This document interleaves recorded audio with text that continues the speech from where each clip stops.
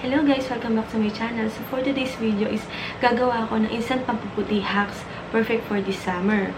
Ang kailangan lang natin guys is hydrogen peroxide, 20 volumes, tapos skin white, whitening bar, whitening soap, ay mag-focus yan, then Dove whitening bar, tapos pang-crate guys.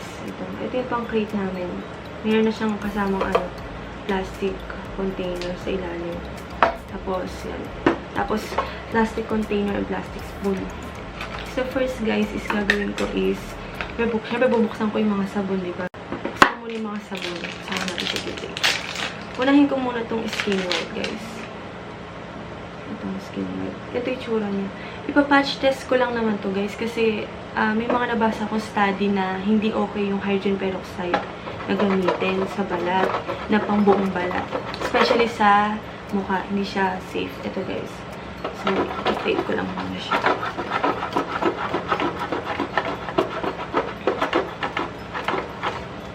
Ito lang guys. Ito naman.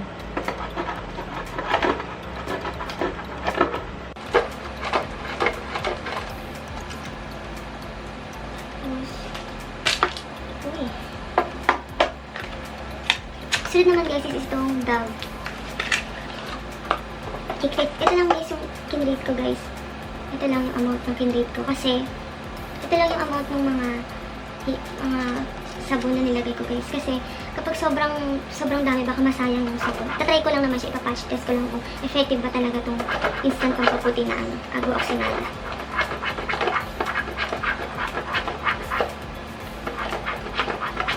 There you have it. So guys, ito na siya. Yung color yellow yung skin white. Tapos yung white yung sa Dove. Na-transfer ko na lang siya dito sa plastic container. After mo siya i-transfer, Kunti lang pala yung Dove na ko. Dagdag pa pala tayo ng konting Dove. Bitin to guys. Sobrang bitin niya. Ito mapakita sa inyo yung ginagawa. Pero, ano na siya na sama-sama lang. Okay, ito na guys yung mga sabon. After itong mga sabon guys, after itong sabon, nalagyan natin siya nito hydrogen peroxide. Gamit ko nga pala brand is yung Rhea guys, kasi ano lang siya, nandun lang siya sa gilid na welfare drug, makikita mo siya dun. Tapos ito. May nabasa kasi akong hack nito, hindi lang nakalagay kung ilang amount yung ilalagay ko na agua oxinada, pero titignan ko pagka nag-react na siya, ako ititigil. Ito siya guys. Okay, pwede na ata ito. Tingnan guys kung mag-work siya. Haliin ko lang.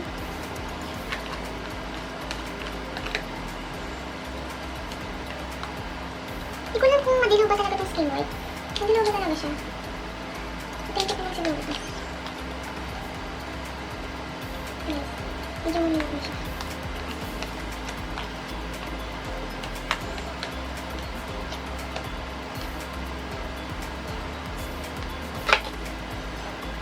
Parang konti pala siya masyado. Masyadong konti. So, maglalagdag pa pala ako ng soap. Mahinayang kasi ako sa soap eh. Malang hindi pala. Sayang yung soap kapag nilahat ko siya. Kaya konti-konti lang natin. Pero makikita yung ginagawa ko guys. Kiniklik ko lang ulit siya.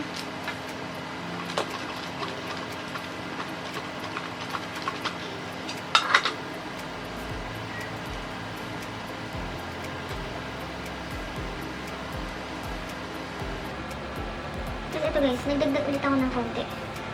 Since masyadong konti yung kanina, haluin lang natin.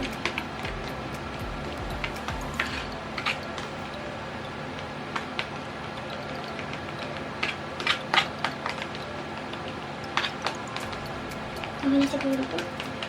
Okay lang ako haluin ng konti. By the way guys, ito kasi ito try it in your own risk guys. Kasi hindi ko alam guys kung ano yung magiging cost, magiging ano nito. Ito siya guys. Ito yung texture. Medyo watery yung texture yung nagawa. Sobra ata sa ano. Sobra sa agua oxinada. So, patch test tayo. Pinasagay ko siya dito sa kaliwang kamay ko guys. Natin kung mag-work to.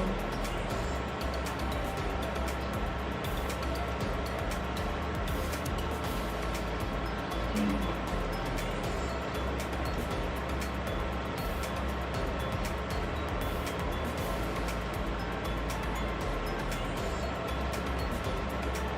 Leave ko lang siya ng 30 minutes.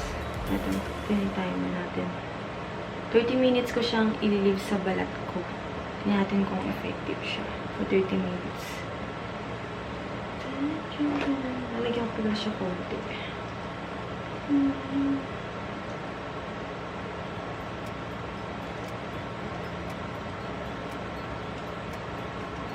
Hindi ko lang kung gano'n ka talaga yung texture nitong bleach, guys. Bleach pala yung tawag. Bleach nga pala yung tawag sa ganito. Hindi ko lang kung ganito ba kabuo-buo yung texture niya. Hindi ko na siya nahalo ng maayos. Pero tatry ko din siya na mamaya haluin ko. Dudurugin ko muna ito mabuti. Tapos tatry ko dito sa kabilang balat ko. After yung 30 minutes dito. Tingling effect ang nararamdaman ngayon. Tapos medyo magbabubble siya.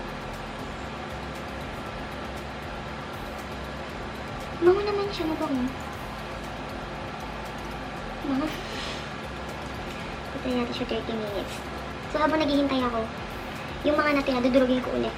I mean, yung mga natira dito sa container, ihahalo ko siya maigi, ipipino ko. Tapos tatry ko siya dito naman. Tingnan natin kung baka mali kasi itong nagawa ko una. Kasi medyo, hindi pala medyo, sobrang buo-buo yung soap. Tingnan nyo. Ayan, para siyang suka. Sa mga kumakain. So, haluin ko lang siya maigit, tapos lalagay ko siya dito. Pero ito naman, hindi ko matligyan tong right hand ko. So, makakompare natin kung effective talaga siya. Hindi ko siya ina-advise na ilagay niyo siya sa mukha niyo. Since madami namang mga whitening products dyan, like whitening moisturizer, or may magsanda ka lang sa mukha, yung mga matataas yung SPF, tapos mag-umbrella ka lang kung gusto mong ma-maintain yung kulay mo. Tatry ko lang siya kasi curious lang talaga ako. Pero hindi ko siya ina-advise na gawin niyo. Kasi hindi ko naman alam kung ano pwedeng possibility na mag-cause dito sa balat natin, sa balat ko. Ito na siya, guys. Ilang minutes na ba? 5 minutes. 5 minutes pa lang nakakalipas. Ano mangyayari kaya dito? So, since sobrang agal ko naghihintay, paglalagay na din ako dito sa paglampad. Ito guys, yung parang ito yung mas durog ko na sabon.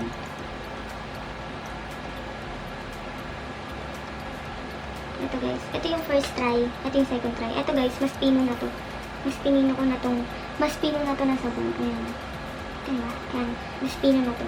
Medyo may konti ng buo, pero mas pino compare dito sa una. Tingnan natin, makita ko.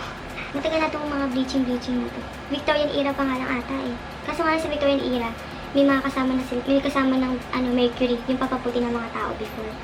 Yung mga babae, especially yung mga babae.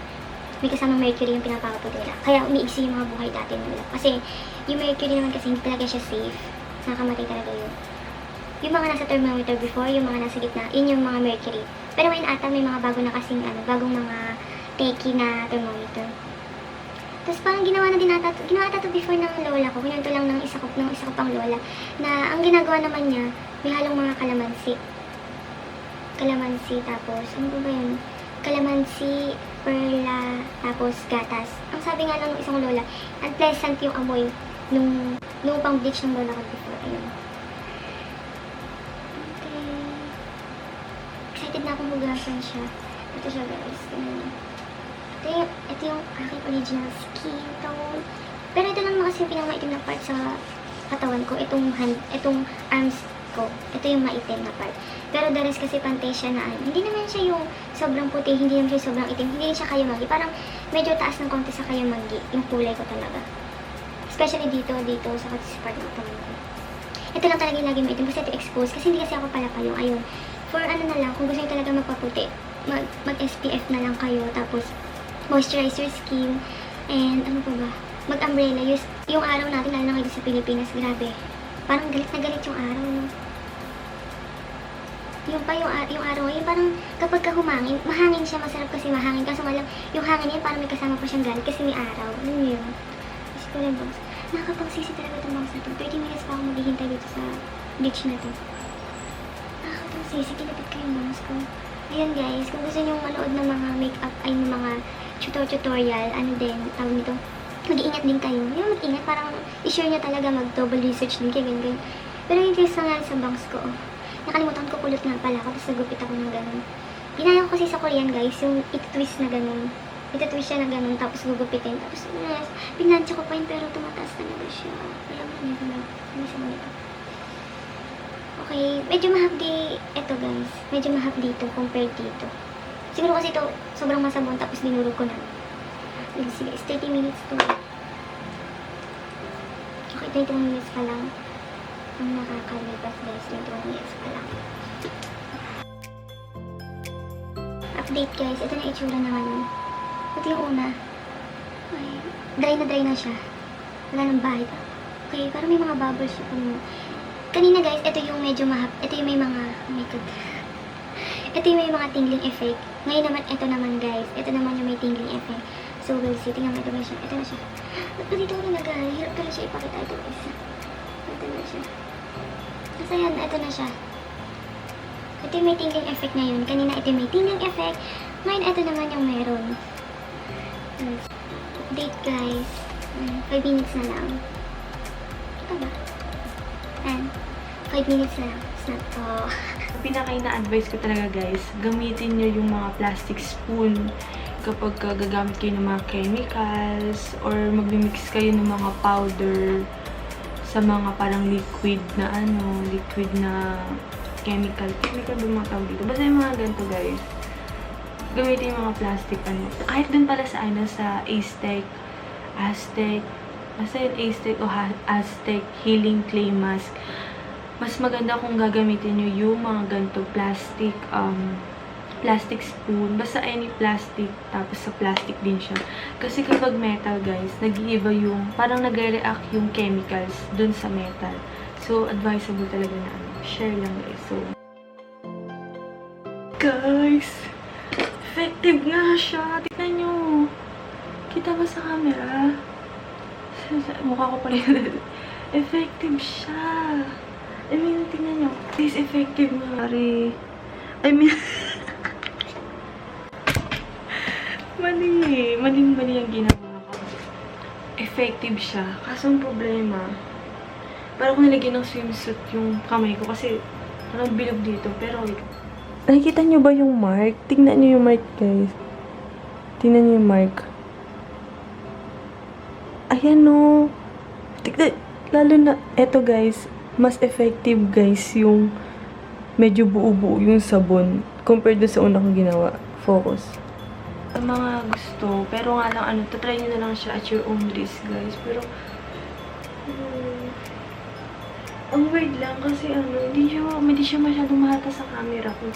Dito, yung same spot, dito, saka dito. Mas magputi itong part na to guys. So, para tuloy ako na sunburn.